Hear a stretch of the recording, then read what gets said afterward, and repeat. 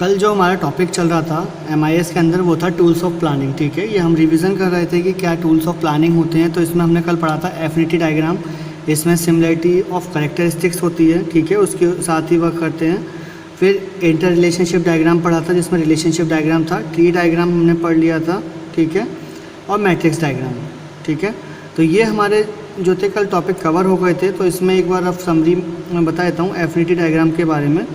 तो affinity diagram क्या होता है, एक टूल होता है जो ऑर्गेनाइज करने के लिए यूज़ होता है, जो लार्ज अमाउंट ऑफ डेटा होता है डिसऑर्गेनाइज फॉर्म में। ठीक है, तो एक बहुत सारे डेटा को जो डिसऑर्गेनाइज फॉर्म में है उसको ऑर्गेनाइज करने के लिए हमें एफिनिटी डायग्राम की ज़रूरत पड़ती है। ट्री डायग्राम की ज़रूरत हमें, जो इंटर रिलेशनशिप डायग्राम है उसको क्या कहते हैं, उसको कहते हैं रिलेशन डायग्राम। ठीक है, जो आइडेंटिफाई करता है और डिस्प्ले करता है सभी तरह के inter related cause and effect relationship को। ओके, किसी भी कॉन्सेप्ट और आइडियाज़ के साथ में। फिर इसके बाद हमने ट्री डायग्राम पढ़ा था। ट्री डायग्राम क्या है, इसको हम रेफ़र करते हैं एक सिस्टमेटिक डायग्राम के साथ में, और ये एक सिस्टमेटिक मेथड है हमें आउटलाइन करने के लिए जो भी हमें डिटेल्स की ज़रूरत होती है। ठीक है, कहीं भी जो कंप्लीट कोर्स ऑफ एक्शन हमें परफॉर्म करना है उसके ऊपर। ठीक है, या फिर जो हमारा ऑब्जेक्टिव होता है उसके साथ, उसके कंपैरिजन में या उसके पॉइंट ऑफ व्यू से ही हमें सारी चीज़ों को डिफाइन करता है। ठीक है, तो हम कह सकते हैं ट्री डायग्राम क्या है, एक ऑर्डरली स्ट्रक्चर है जो सिमिलर होता है एक ऑर्गेनाइजेशन चार्ट के और फैमिली ट्री के। ठीक है, फिर इसके बाद हमने मैट्रिक्स डायग्राम पढ़ा था। तो मैट्रिक्स डायग्राम में क्या होता है कि मैट्रिक्स डायग्राम एक टूल होता है जो हमें शो करता है क्या चीज़, कनेक्शन और कोरिलेशन, जितने भी आइडियाज़ हैं, वेरिएबल्स हैं एक टेबल फॉर्म में उनके बीच में। ठीक है, और ये क्या करता है, हमें एनेबल कर देता है ताकि हम एनालाइज कर पाएँ कॉम्प्लेक्स इश्यूज़ को, और उनसे हम इंटरेक्शन के मतलब इंटरेक्शंस को भी हम रिवील कर पाएँ। ठीक है, और डिपेंडेंसीज़ को। तो ये हमने कल पढ़ लिया था मैट्रिक्स डायग्राम में। आज हमारा है प्रोसेस डिसीजन प्रोग्राम चार्ट। ठीक है, PDPC। ओके, तो इसको हम PDPC भी बोलते हैं, शॉर्ट फॉर्म है इसकी। यहाँ मैं लिख देता हूँ इसको PDPC। ठीक है, तो आपको समझ में आ जाएगा। तो PDPC क्या होता है, एक प्रोसेस डिसीजन प्रोग्राम चार्ट एक टूल है आइडेंटिफाई करने के लिए। ठीक है, जो आइडेंटिफाई करता है और डॉक्यूमेंट करता है स्टेप्स को जो हमें रिक्वायर किए जाते हैं। ठीक है, या रिक्वायर्ड होते हैं हमें किसी भी प्रोसेस को कंप्लीट करने के लिए। ठीक है, तो हम कह सकते हैं कि प्रोसेस डिसीजन प्रोग्राम चार्ट एक टूल है जो आइडेंटिफाई करता है और डॉक्यूमेंट करता है उन सभी स्टेप्स को जिनकी हमें ज़रूरत पड़ने वाली है प्रोसेस को कंप्लीट करने के लिए। ठीक है, तो ये टूल्स ऑफ प्लानिंग में हमारा 5th वाला टूल है। ठीक है, और ये क्या करता है, ये हमें मतलब इस टाइप से इसको हम डिज़ाइन करते हैं, या फिर ये हमें इस टाइप से इंटेंडेड होता है कि ये हमें प्रिपेयर करता है कॉन्टीजेंसी प्लान्स को। ठीक है, तो ये कॉन्टीजेंसी प्लान्स हमें प्रिपेयर करके देता है, और उससे हम मैप कर सकते हैं सारी चीज़ों को जो भी हमें कंसीवेबल इवेंट आने वाले हैं। ठीक है, हमारे उस प्रॉब्लम के सॉल्यूशंस को हमें सॉल्व करने के टाइम पर। ठीक है, तो कह सकते हैं कि पॉसिबल सॉल्यूशंस जो हैं वो हम पहले से ही कंसीव कर लेंगे यहाँ पर। ठीक है, तो ये जो टेक्निक है PDPC, ये हमें अलाउ करती है सिस्टमेटिकली आइडेंटिफाई करने के लिए प्रॉब्लम्स को, ताकि जो भी हम प्लान बनाएं वो हमारा गलत ना जाए। ठीक है, लाइक हमने पहले से प्लानिंग कर ली है तो वो प्लानिंग हमारी एकदम प्रॉपरली एग्जीक्यूट होनी चाहिए। ऐसा नहीं होना चाहिए कि हमें कोई उसमें प्रॉब्लम आए या कोई एरर अकर हो जाए। ठीक है, तो देयरफॉर इसके साथ ही यू कैन ऑल्सो क्रिएट। ठीक है, तो हम भी अपने लिए क्रिएट कर सकते हैं अप्रोप्रिएट कंटीजेंसी प्लान्स, जिससे हम अपने रिस्क को काफ़ी हद तक कम कर पाएंगे। ठीक है, तो इसके लिए हमें ज़रूरी होता है कि हम PDPC का यूज़ करें ताकि हमारे जो ऑर्गेनाइजेशन गोल्स हैं वो हमारे कम्प्लीटली हम उनको अचीव कर पाएँ विद इन टाइम फ्रेम के अंदर। ठीक है, फिर आता है हमारा प्रायोरिटाइजेशन मैट्रिक्स। ठीक है, प्रायोरिटाइजेशन मैट्रिक्स क्या होता है, एक टूल है जो शॉर्ट करता है और रैंक करता है। ठीक है, लाइक वो शॉर्ट करता है और रैंक करता है जो कई सारे ऑप्शंस होते हैं। ठीक है, उसमें से उनके इम्पोर्टेंस के अकॉर्डिंग या उनके वेटेज के अकॉर्डिंग क्राइटेरिया के।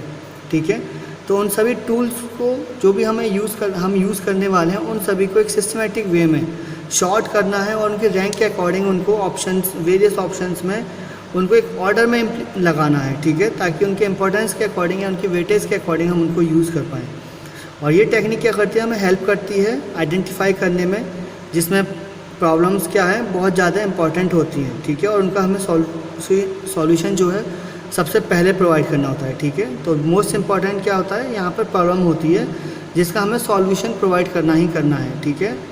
ये प्रायोरिटाइजेशन मैट्रिक्स क्या है, वो ग्राफिकली हमें डिस्प्ले करके देती है सारे ऑप्शंस को, क्राइटेरिया को एक रो में और कॉलम फॉर्मेट में, ठीक है। तो हम कह सकते हैं कि ये प्रायोरिटाइजेशन मैट्रिक्स हमारे लिए बहुत ज़्यादा हेल्पफुल रोल प्ले करती है जब भी हम डिसीजंस लेते हैं या फिर हम प्लानिंग कर रहे हैं, ठीक है। क्योंकि यहाँ पर क्या है, जो भी हमारे ऑप्शंस हैं या क्राइटेरियाज होने वाले हैं उनको रोज़ और कॉलम फॉर्मेट में वहाँ पे डिस्प्ले कर देती है और उनकी वेटेज के अकॉर्डिंग, ठीक है। और जो मैट्रिक्स होती है वो अलाउ करती है आपको आइडेंटिफाई करने के लिए कि आपका आइटम जो है वो रिलेटिव है कि नहीं है, मतलब उसकी इंपॉर्टेंस वैसी ही है या फिर चेंज हो गई है, ठीक है। By driving a numerical value for its priority, तो उसके लिए हम क्या करते हैं, ड्राइव करते हैं न्यूमेरिकल वैल्यू को, ठीक है, और फिर उससे ही हम इसको कैलकुलेट करते हैं, ठीक है। तो यहाँ पर क्या होगा कि हम ड्राइव करेंगे उसको वैल्यू को और फिर उससे अपनी वैल्यू निकाल लेंगे प्रायोरिटी के अकॉर्डिंग। तो ये हमें अलाउ करता है प्रायोरिटाइजेशन मैट्रिक्स, ताकि हम उसको सेलेक्ट कर पाएँ वर्क को और प्रायोरिटाइज़ कर पाएँ कुछ ऑपरेशंस पे या कुछ ऑप्शंस में, ठीक है। फिर last but not the least activity network diagram, ठीक है। तो एक्टिविटी नेटवर्क डायग्राम क्या होता है, एक्टिविटी नेटवर्क डायग्राम जो है उसको हम रेफ़र भी करते हैं एरो डायग्राम से, ठीक है। तो मैं लिख देता हूँ यहाँ पे एरो डायग्राम। तो एरो डायग्राम हमने सबने पढ़े ही होंगे, हमारे जितने भी, मतलब एरो डायग्राम जैसे हम किसी चीज़ का हमें कोई जाना है कहीं पर, ठीक है, अब हमें वहाँ का रूट नहीं पता है तो हम कैसे उसको बताएंगे किसी अदर पर्सन को, तो हम इस टाइप से उसके एरोज़ डिज़ाइन करते रहेंगे कि इन एरोज़ को फॉलो करना है आपको रोड पर और आप अपने डेस्टिनेशन पहुँच जाओगे। सेम वे में यहाँ पर भी एरो नेटवर्क डायग्राम वर्क करता है, ठीक है। ये एरो डायग्राम बोलते हैं और एक्टिविटी नेटवर्क डायग्राम भी बोलते हैं इसको, ठीक है, दोनों ही नेम है। तो ये हमें हेल्प करता है मैप करने में एक्टिविटीज़ को और जो टास्क हैं उनको एक प्रोजेक्ट पर सिक्वेंशियल ऑर्डर में, ठीक है। तो इसका दूसरा एग्जांपल ले सकते हैं हम, जैसे आपने स्कूल में सभी लोग गए होंगे, ठीक है, वहाँ पे असेंबली में आप लोग खड़े भी होंगे, तो असेंबली में क्या देखा है आपने, स्टूडेंट्स जो होते हैं इंक्रीजिंग ऑर्डर में होते हैं सारे, ठीक है, सबसे पहले छोटा, उसके बाद उससे बड़ा, उससे बड़ा, उससे बड़ा, उससे बड़ा। तो उनकी जो हाइट होती है वो उसके अकॉर्डिंग, हाइट के अकॉर्डिंग इंक्रीजिंग ऑर्डर में होती है, ठीक है। इससे क्या होता है फ़ायदा, इससे ये फ़ायदा होता है कि जो पीछे वाला स्टूडेंट अगर उसकी हाइट कम है और वो पीछे लगा हुआ है तो उसको भी सारी चीज़ें क्लियरली विजिबल हो जाती हैं, ठीक है, ओके। तो इसीलिए यहाँ पर जो है एक्टिविटी नेटवर्क डायग्राम भी सेम वे में ऐसे ही हेल्प करता है, जैसे मैप पर जो एक्टिविटीज़ हैं और टास्क हैं उनको एक सिक्वेंशियल ऑर्डर में अरेंज कर देता है, ताकि हम एक एक करके उन सभी सिक्वेंसेस को कंप्लीट करते जाएं, ठीक है। तो जो टास्क होंगे हमारी वो सीक्वेंसेस पर ही होंगे और सीक्वेंसेस हम फॉलो करते रहेंगे तो हमारे टास्क भी कंप्लीट हो जाएगा, ठीक है। तो कह सकते हैं कि graphically depicts a project timeline. तो कह सकते हैं कि जो ग्राफिकली है कि जो प्रोजेक्ट टाइमलाइन होती है हमें उसको फॉलो करना होता है, ठीक है। और ये टूल क्या होता है, ये इंडिपेंडेंट होता है रिलेशनशिप पे, ठीक है। तो this tool displays interdependent relationships between activities, task and groups as they all impact a project. तो ये क्या है, ये टूल एक इंटरडिपेंडेंट होता है रिलेशनशिप में, ठीक है। इंटरडिपेंडेंट एक दूसरे पर डिपेंडेंट जो होते हैं, ठीक है। तो रिलेशनशिप प्रोवाइड करता है एक्टिविटीज़ के साथ में यहाँ पर, ओके। टास्क और groups as they all impact a project. तो टास्क और ग्रुप भी जैसे ये इम्पैक्ट करते हैं प्रोजेक्ट को, ठीक है। Boxes and arrows are use to depict these activities. तो जो बॉक्सेस हैं, ठीक है, तो जो बॉक्सेस हैं और एरोज हैं उससे जो एक्टिविटी है वो डिपिक्ट हो जाती है, ठीक है। And these activities and the link between them are. तो जो बॉक्सेस और एरोज़ होते हैं ये क्या करते हैं, हमें यूज़ होते हैं डिपिक्ट करने के लिए एक्टिविटीज़ को और जो लिंक्स होते हैं उनके बीच के, ठीक है। तो एक्टिविटी नेटवर्क डायग्राम और एरो डायग्राम, तो यहाँ पर क्या है, बॉक्सेस जो होंगे वो क्या करेंगे, लिंक एक्टिविटीज़ को डिपिक्ट करेंगे, मतलब रिप्रेजेंट करेंगे, और जो एरोज़ होंगे वो एक्टिविटीज़ को रिप्रेजेंट करेंगे चार्ट के ऊपर, ठीक है। कैसे, एक सिक्वेंशियल ऑर्डर के अंदर, ताकि जो एंटायर प्रोसेस है वो क्लियरली अंडरस्टूड हो पाए, ठीक है। तो यहाँ पर आपका ये जो था टूल्स ऑफ प्लानिंग ये कंप्लीट हो चुका है वीडियो, ठीक है। इसमें आपको सारे मैंने एक्सप्लेन कर दिए हैं और इस वीडियो के साथ ही मैं इसमें आपको जो डिटेल में मैंने आपको जो बताया है, ठीक है, तो उनका हिंदी में तो आपको मैंने एक्सप्लेन कर ही दिया है। तो इसका जो इंग्लिश में आपको चाहिए नोट्स बनाने के लिए वो आपको मैं लिंक शेयर कर दूँगा, ठीक है। तो उसकी हेल्प से आप अपने नोट्स भी बना सकते हो, ठीक है, नोट्स के लिए आपको। और इनके डायग्राम्स मैं आपको अभी शो कर देता हूँ डायग्राम्स कैसे होंगे। तो अब देखते हैं एफिनिटी डायग्राम, ठीक है। तो एफिनिटी डायग्राम आपका जो होता है किस टाइप से होता है, ठीक है, वो मैं आपको दिखा देता हूँ अब। तो हमारा एफिनिटी डायग्राम इस टाइप से होता है। इसकी जो शेप होती है वो ऐसी होती है, मतलब अलग अलग तरह की शेप्स में होता है, पर जो मोस्ट कॉमनली यूज़ होने वाला एफिनिटी डायग्राम है वो यही है, ठीक है। इसमें क्या होता है कि हमारे ABC कंपनी का है। अब यहाँ पर क्या है, हम कुछ भी मेंशन कर सकते हैं, ठीक है, एफिनिटी डायग्राम बनाते हैं। लाइक यहाँ पर क्लिक टू एंटर टाइटल, यहाँ पर हमने कोई टाइटल ऐड कर दिया लाइक सेल्स, ठीक है। तो सेल्स की जितनी भी फाइल्स होंगी यहाँ पर आएंगी। ये इन्वेंट्री हो गया हमारा, ठीक है। इसके बाद ये फिनेंस हो गया और ये हमारा हो गया एम्प्लॉय, ठीक है, एम्प्लॉय सेक्शन, ठीक है। तो इन सब में इनका डेटा रहेगा। अब ये एक दूसरे से लिंक्ड होंगे सब, ठीक है। तो इसको हम कह सकते हैं कि ये इससे लिंक्ड है, इससे लिंक्ड है, इससे ऐसे एक दूसरे से वो लिंक्ड हो जाते हैं, ठीक है। तो ये हमारा एफिनिटी डायग्राम का है। अब इंटर रिलेशनशिप डायग्राम कैसा होगा, लाइक इस टाइप से, ठीक है। इंटर रिलेशनशिप डायग्राम इस टाइप से हो जाएगा।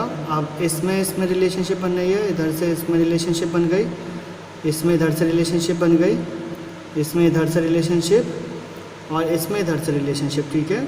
तो यहाँ पर B आ गया, इशू B आ गया, इशू A आ गया, यहाँ पर A B C D और E। तो ये हमारा इंटर रिलेशनशिप डायग्राम हो गया, ठीक है। एक साथ रिलेशनशिप बन गई है हमारी, ओके। ट्री डायग्राम कैसे होता है हमारा, लाइक इस टाइप से, ठीक है। तो ट्री डायग्राम इस टाइप से हमारा एक बनता चला जाता है। तो ट्री डायग्राम ये कह सकते हैं, यहाँ पे लिख देता हूँ एफिनिटी डायग्राम। ये हमारा हो गया इंटर रिलेशनशिप,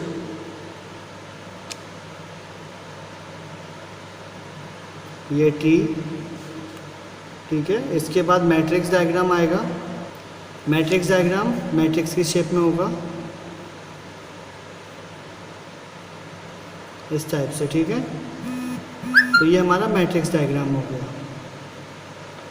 इसके बाद हमारा है प्रोसेस डिसीजन। तो प्रोसेस डिसीजन और प्रोग्राम चार्ट, ठीक है। तो PDPC डायग्राम कैसा होगा, वो एक मैट्रिक्स की टाइप से ही होगा ये भी, ठीक है, जैसे हम बनाते हैं नॉर्मली अपने सब MBA में आप या BBA में आपने बनाए होंगे। तो इसमें इस टाइप से, ठीक है। तो यहाँ पर ये बॉक्स आ गया। PDPC डायग्राम इस टाइप से होंगे आपको, ओके। तो ये PDPC हो गया। ये आपको डायग्राम्स की मैं एग्जांपल्स दे रहा हूँ। प्रायोरिटाइजेशन मैट्रिक्स कैसे होगा, हमारे पास 4 ऑप्शंस दिए होंगे, उसमें से हम कोई भी एक बेस्ट ले सकते हैं, A B C D, ठीक है। तो ये प्रायोरिटाइजेशन हो जाएगा, ठीक है, ये हमारा। तो हमने ये ले लिया, यहाँ पर सेलेक्ट कर लिया, या इसको हम इस टाइप से ले सकते हैं। तो जो भी हमारा ऑप्शन होगा वो हम एक सेलेक्ट कर लेंगे यहाँ पर। तो ये हमारा हो गया प्रायोरिटाइजेशन, ठीक है। अब हमारा लास्ट बचता है activity diagram. Activity diagram is just like a flow chart, ठीक है। फ्लो चार्ट बनाते हैं, स्टार्ट यहाँ से, फिर हमने प्रोसेस किया, फिर प्रोसेसिंग बॉक्स आ गया, ठीक है, ये इनपुट था, इनपुट आ गया, यहाँ प्रोसेसिंग हुई, यहाँ पे डिसीजन बॉक्स आ गया, ठीक है, और ये एंड हो गया। तो ये हमारा फ्लो चार्ट जैसा होता है, ठीक है, ट्री डायग्राम। तो ये आपके डायग्राम्स के शेप भी बता दिए, और जो नोट्स हैं आपके इसके जो आपको लिखा हुआ चाहिए वो आपको मैं एक लिंक शेयर कर दूंगा, आप वहाँ से ईजिली नोट आउट कर सकते हैं, वरना आपको मैंने इतना समझा दिया है वही काफ़ी है आपके लिए, ठीक है। Thank you.